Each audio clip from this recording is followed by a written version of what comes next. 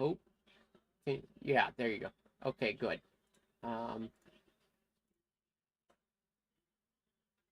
There we go. All right, so we got that figured out now. Hopefully. Good evening, everyone, and welcome to another night of Fleeger Farm TV on the pole. Tonight we are at the lovely Williams Grove Speedway in Williams Grove, Pennsylvania. I believe, if I'm saying it right. Hopefully I don't screw it up, but that's where my mind went to. So, but either way, we're at Williams Grove Speedway. It is our last dirt track, our final race of the season for the Fleeger Legends Tour. Here with the White Cane Extreme Racing, or what is now under White Cane Extreme Racing. We're just waiting for a few drivers to hopefully hit the track here soon. They're still working on their cars from what I can tell. So hopefully we get drivers showing up for the season finale. But not seeing too many yet joining in here. I know there's at least a couple that like to join in a little later in the practice session. So we'll see. Hopefully we get them all to show up. Wish I knew where my stuff was for logos, because I'd love to be able to show off some different logos here.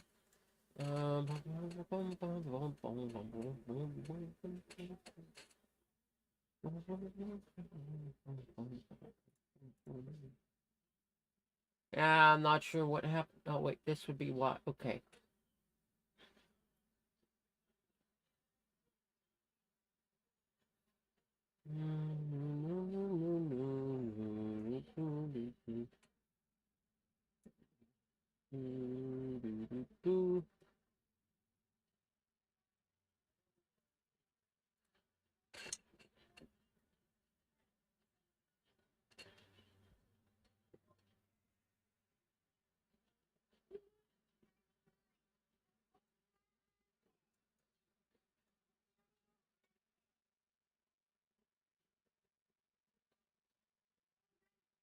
I'm honestly not sure why that's showing that one. Unless there's a problem that I am unaware of.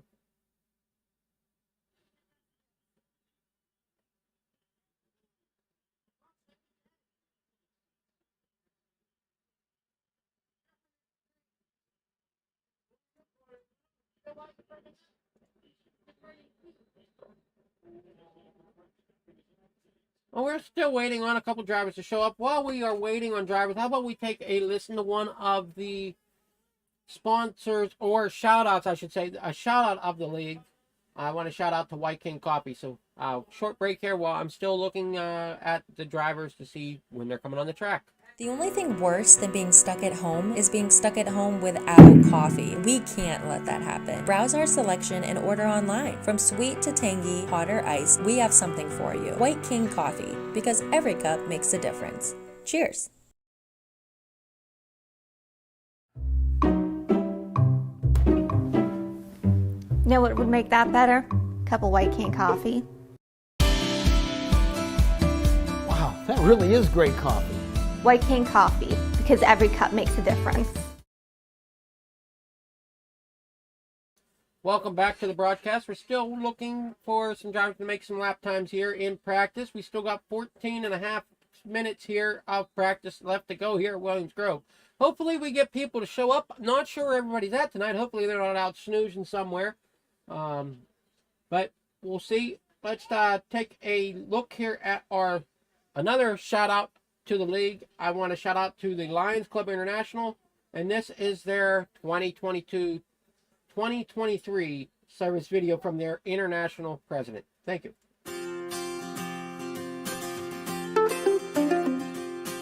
I was actually born in Bird Island, Minnesota. Born and raised, and still live there now. Everybody knows everybody, and everybody watches out for you. Great place to raise kids. We have 4 children and 3 grandchildren. Pretty much any challenge that any one of us faced, we knew we were never in it alone. We try to create family traditions, and it brings us very close together. Growing up, I always thought having llamas was normal. So I learned later on that it's not normal to have llamas. I remember I was always the talk of our class when we came to show and tell. We'd go to schools all over the place. I could take them into nursing homes. I love being able to do that.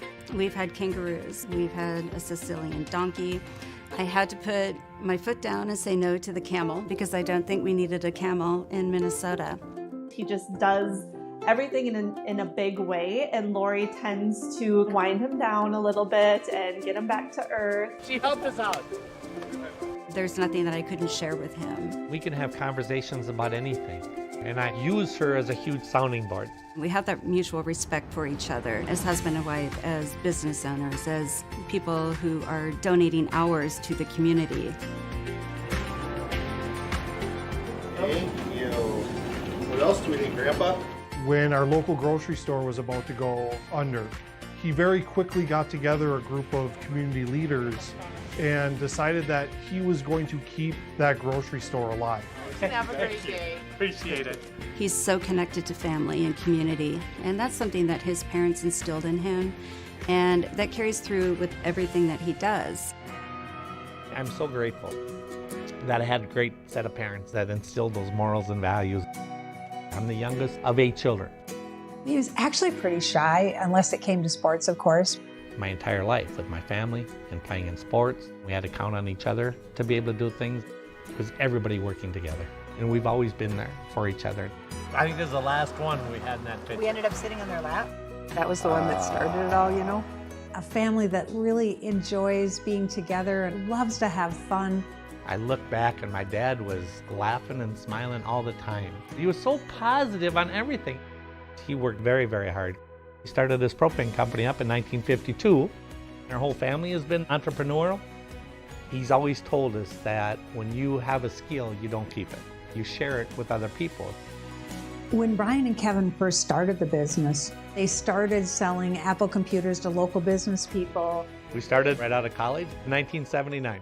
We struggled for a number of years, but we found out that we can't be everything to everybody. And so we thought outside the box. We said, let's go back to our roots again. We developed software for the propane industry. Great to have a great day, isn't it? I still get up every single day and say, hot dog, I get to go to work today.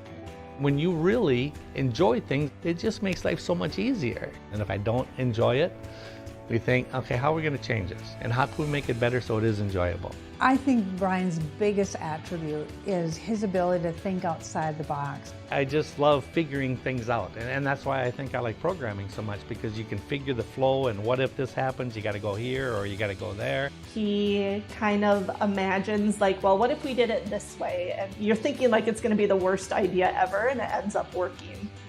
He knows that the team is stronger than the individual. And when he motivates that team can do and achieve amazing things. He treats his employees like they're family. He treats Lions as family. We're part of a 4th-generation Lions family. Lori's grandfather and father were Lions. My father was a Lion, my mom was a Lion, and 3 of our 4 children are Lions. It seems like every gathering place of the community is touched in one way or another by our Lions Club. We come up with solutions together. We make our community better. Brian is just an engager. He doesn't tell people to go get the shovels and the rakes. He goes to get them himself. If he says he's going to do something, he's going to get it done, and he brings the team together to do it. Doing the demolition derby involves our entire club. It's a lot of hands on deck. Brian said he was going to drive the demo derby because that's Brian. He does these things. Take a risk. Try something you're uncomfortable with and give it a shot. Brian Sheehan is a motivator. Brian's a visionary. He always has a story or a video that gets his point across.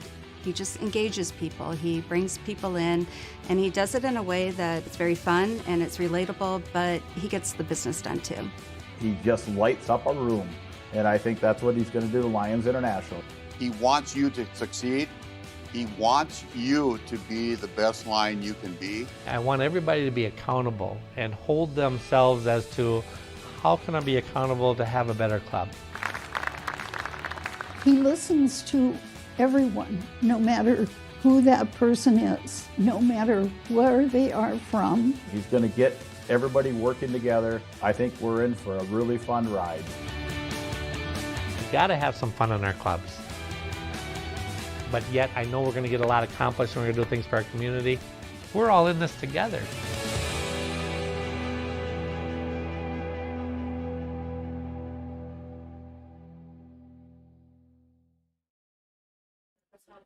All right, welcome back here to Williams Grove. Not sure where the drivers are at. We've got about 8 minutes left before the session kicks over to qualifying. If nobody is out of the trucks yet, we're going to find something else for us to do, though. We will close this session down and we'll open up another race just so that we can broadcast something here this evening. And if no one shows, that'll put, I know these points are a little late or a little not updated per se, but these are your, Corey Clark is your current points leader, with Tetzloff there in second. Not sure where the points currently stand. I'm pretty positive Corey Clark, with showing up tonight, will have the points lead. Don't think that Tetzloff will have enough, since they both have made every race. There isn't enough for Tetzloff to overcome the deficit, that 100-point deficit between him and Clark. I'm pretty positive Clark will run away with the points lead if they show up tonight. If not, Corey Clark will still be deemed the winner of the first season of the Fleeger Fleeger Legends Tour that is now under White Cane Extreme Racing. We are still looking at gathering for more for the next season as we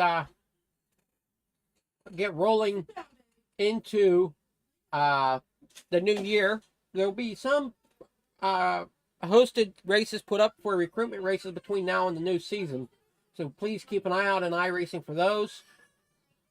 We are like I said, we are looking to expand the league some, possibly looking at a couple different options for keeping track of our points rather than just doing iRacing, looking at another point system, I think through Sim Racer Hub. So we'll be trying to see if that, what advantages of using that would be. But as we're getting down here in the broadcast, we got about 5.5 minutes of practice left. If nobody shows, like I said, we still want to put on a stream for you this evening. So we'll switch to my win in the 360 sprint cars from last night at USA. My setup, I found out I ran the wrong setup last night. Not exactly sure what I did, but I ended up running my Knoxville set just with a little bit of a gear change, and obviously added fuel to it, but ran really well last night. The car felt great and was able to hold off for the win towards the end of the race last night. But like I said, we're still waiting to see if we get drivers in here. We got 5 minutes to go. Usually between now and qualifying is when Tetzloff and Clark show up. Not sure where those two drivers are at tonight. Hopefully I didn't catch them sleeping anywhere, but definitely hope to have something to show here this evening. Like I said, we'll show something, whether it's wrong or not. We're gonna show another race. And then myself, I think I got an offer to meet up with NASRA tonight, the North America Sim Racing Association. If I'm saying that right. Just NASRA for short. I think they offered me to jump in the booth with them tonight, so we're gonna catch a plane from here and go to wherever they're racing at tonight with their next, I think they're running next gen NASCAR tonight, so that'll be fun to jump over to that. But we got 4 minutes to go here in in practice. Not sure where everybody is. Like I said, if nobody shows, we'll deem Corey Clark the winner of the season. Like I said, I'm not sure where everybody showed up. Next season, though, we are not going to have a half-hour practice. We are going to bump it down to just 15 minutes. One reason for that is with this series, the Fleeger Legends Tour, we have a setup person on board ready to start making setups whenever I give them the go to do so. And that company I want to give a shout out to is Hard. That is helping all racers. Helping all racers develop, I think is what the acronym stands for. But that is Hard Racing, and they develop free setups for everybody to use. We're going to bring them in and make this series a fixed series for next season. They make great setups. I've used quite a few of them myself and have really enjoyed the way the cars feel.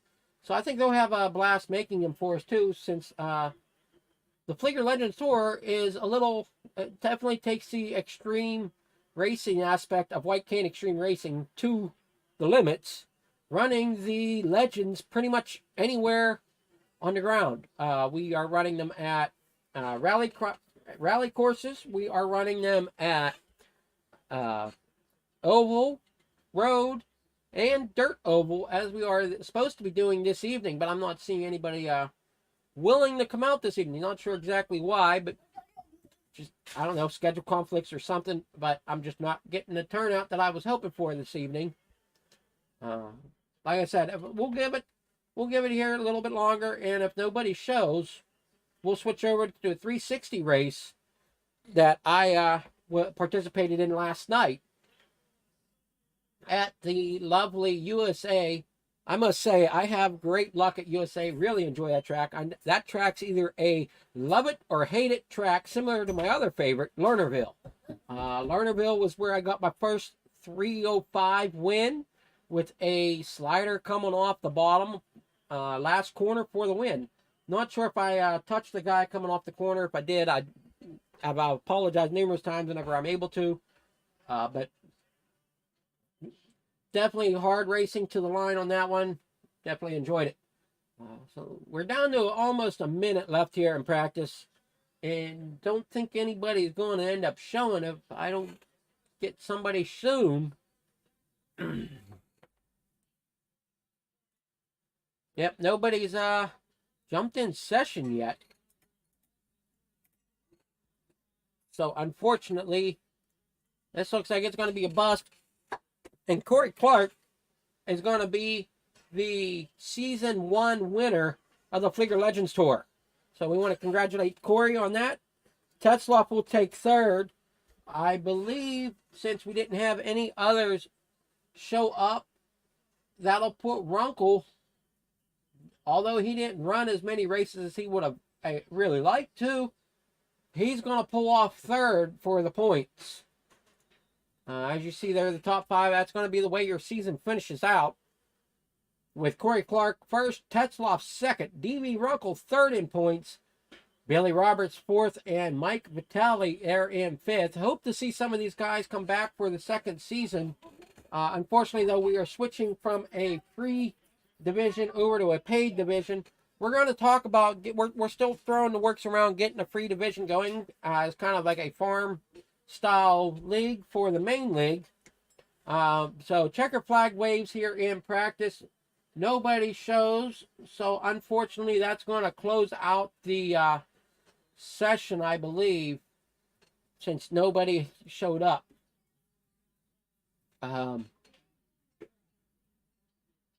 think when it switches to qualifying, that closes the session, which makes it where you're unable to join it, if I'm thinking correctly.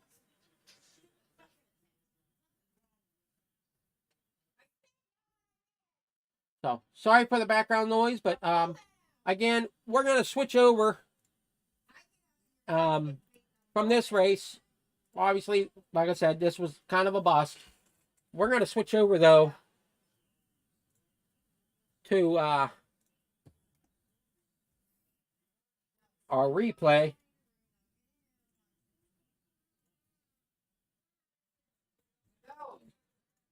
From last night.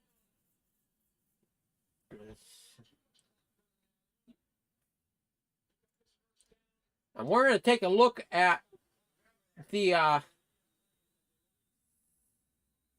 that, or should we throw on the 87s? I wonder. Not sure where placing the 87s. Looks like I finished a lot. Oh, that's because I screwed up on my. That's because I screwed up on my 87s. That's what that was. We'll go ahead. We'll take a look at my 360 win from last night. If anybody's watching and wants to chat about it, feel free to do so. As congrats to Corey Clark for the season win.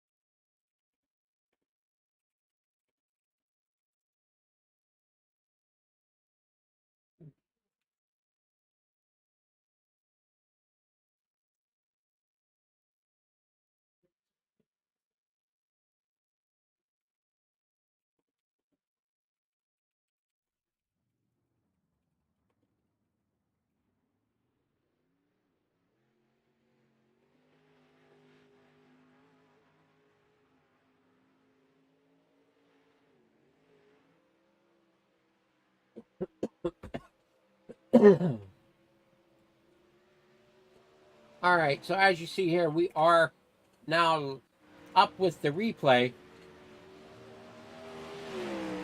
What did I do here? What is going on here? Okay.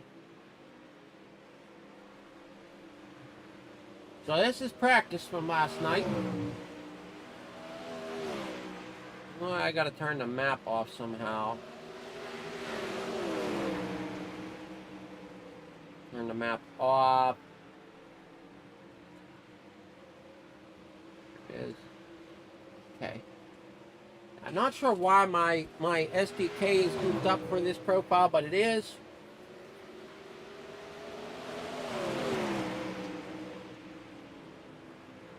Actually gonna switch over.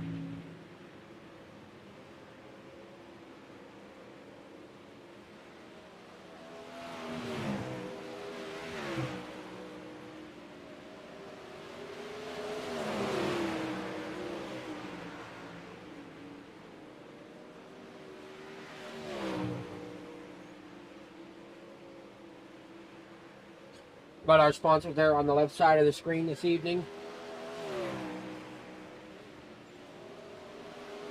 I am in that 014. Don't think I have any other camera views for this track. We'll take a quick look.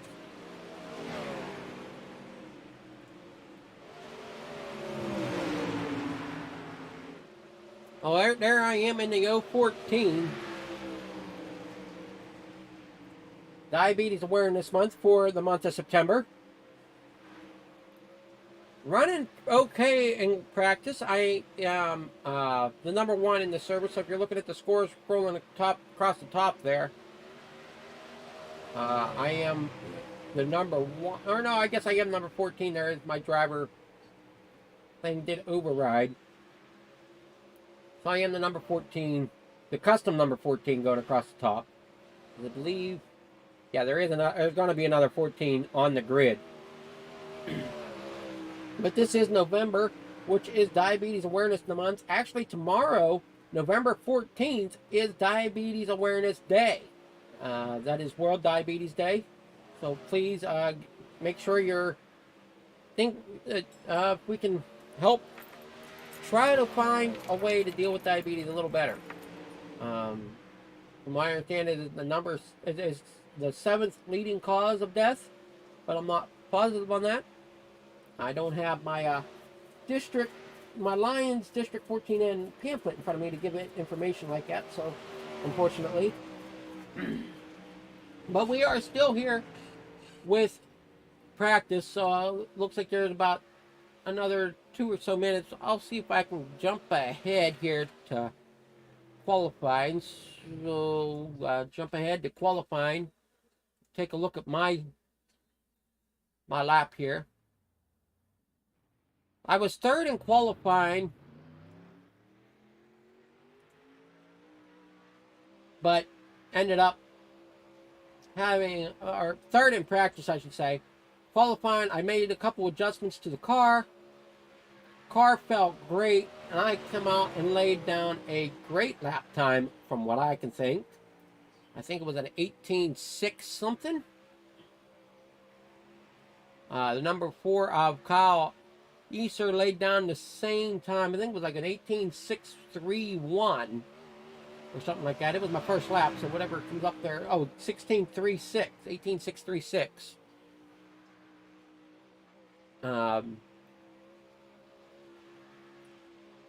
If I'm thinking correctly, they lay down the same time. So that put me on pole for the heat. So as they grid up here for heat 1,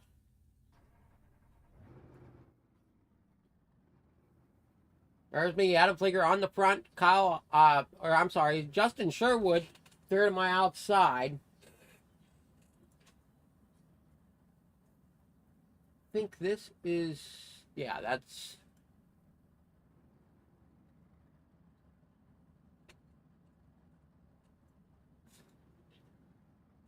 not showing what I want it to, so hide that for now. We're waiting on a few drivers.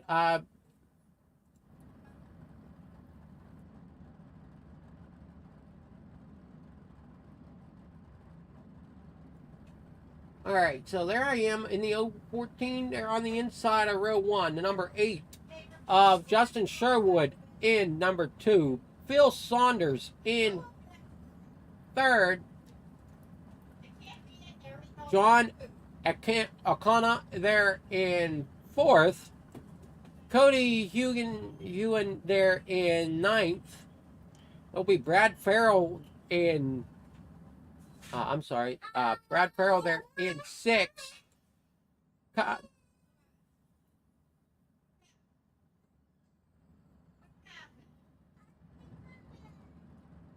Be Tyler Patterson there starting 7th. I thought there was supposed to be a couple more guys. Yeah, there he is. Michael Ketton there in the number 13 Hooters machine. He'll be starting 8th. So we got 8 here in Heat 1 if they all grid. We do all grid. So Heat 1 is going to be underway. We'll go ahead and jump to the green flag.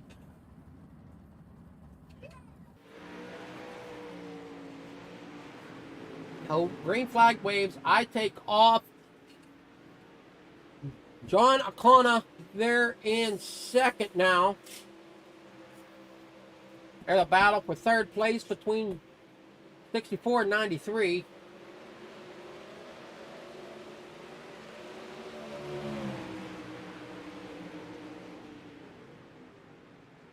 Not sure what... I don't think we had too many incidences here in the first heat. Oh, there they are. They're getting together there on the backstretch. That was Tyler Peterson around upside down. He's going to struggle all night. I'm just kind of comfortable up front running a 18 or 19:15 for my fastest lap so far. Not sure what my gap is over 2nd place. Brad Farrell there in 3rd. John O'Connor there in 2nd. Justin Sherwood in 5th. Cody Hewan there in 5th.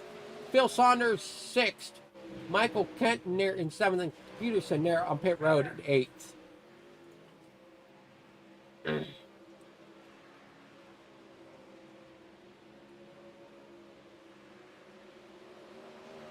Kind of see the gaps now with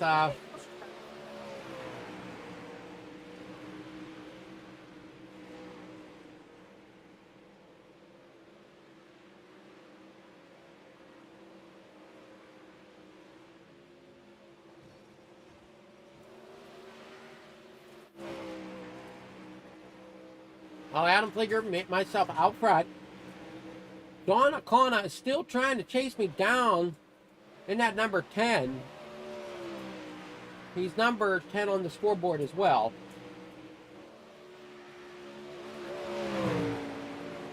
I really enjoy USA. Definitely got to be smooth. Don't want to make too many shifts of the wheel, as that will scrub your speed. White flag waving. Here comes checkered flag. Here I come for the checkered flag out of the heat 1. Everybody's kind of single file through heat 1. Jump out to the heat number 2 here. As they grid up. We'll jump to the first lap of it. Oh, we're jumping to the feature. Okay. So we're gridding up for the feature. Show begin, boys.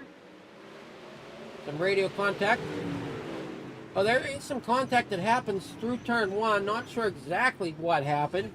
We wanted to see if we can make out what happens here. I wish I could. So this is lap 1. We get some contact going here. Looks like one pushes one up into the wall. Then we get the 16 and the 6 together here going into turn 1. Sorry about the radio chatter. Not sure.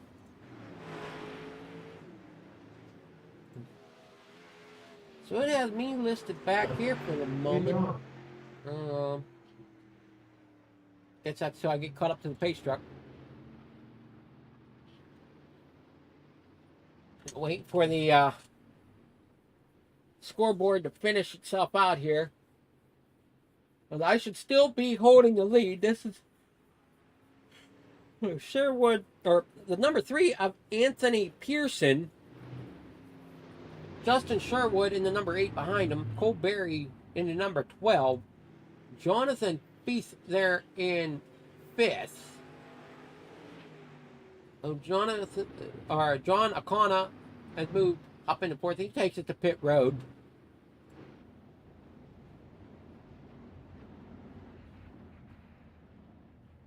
So it's still trying to divvy out the winner here. This Kyle Easier is your 2nd place car at the moment. Anthony Pearson is 3rd. I was kind of worried watching these guys in the heat. They looked fast, so I was a little worried with them being behind me. So here we are. We are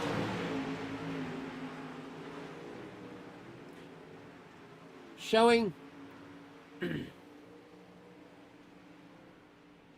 I'm on top. Icer is going to try the bottom. Not sure what happened there. He had to let out of it. Caution come out.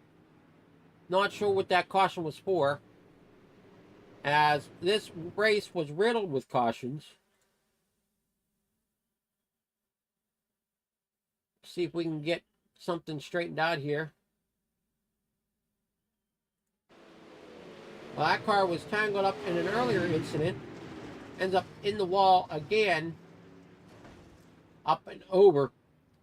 Bringing out another caution here for us.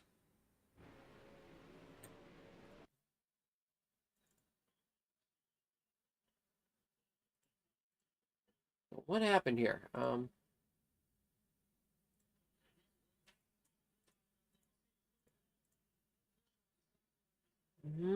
Okay, so I guess this isn't working the way I thought it would, so it's giving me problems. So hopefully everybody can enjoy night off. Again, congratulations to Corey Clark tonight for his win with the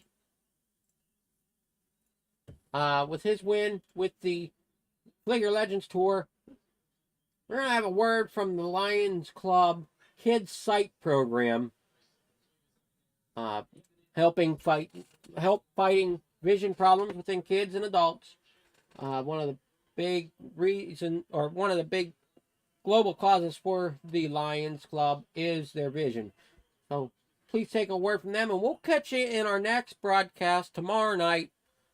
Catch us here at Fleeger Farm TV as we bring you the NASRA Racing 360 or NASRA 360 Racing Network here on Fleeger Farm TV.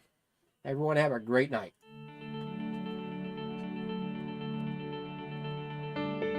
Sight is one of the huge things that impacts a child's learning. And if you can step in at a young age, you can change that child's life forever. My husband, Gene, and I go in and screen 4 and 5 days a week. If we find one child that we can help, we feel like we've done a successful screening. Put your head up, you see it? There you go. We screened a little boy. He could not see the milk on his tray. We got him glasses, and his mama said I cried. I did not know that that child could not see it.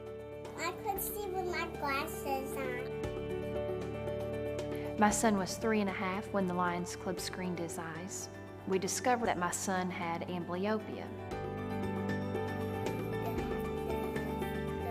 It's typically caused by the two eyes getting abnormal and unequal input into the brain. The parents can't tell that because the child functions normally with the dominant eye. A circle. Very good. We started with the process of his treatment in the form of him wearing a patch so that the weak eye would be forced to work.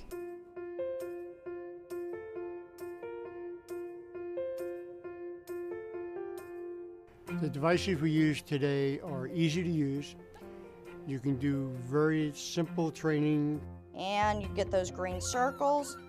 To get lions out in the field doing the screenings. Gavin, can you look right at the front of that camera? Screening the children is fairly simple.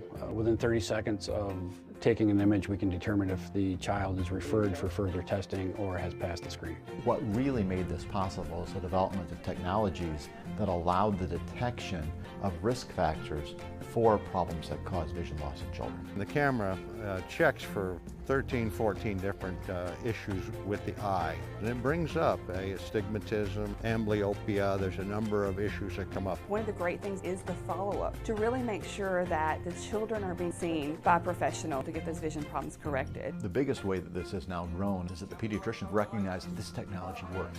Looks good.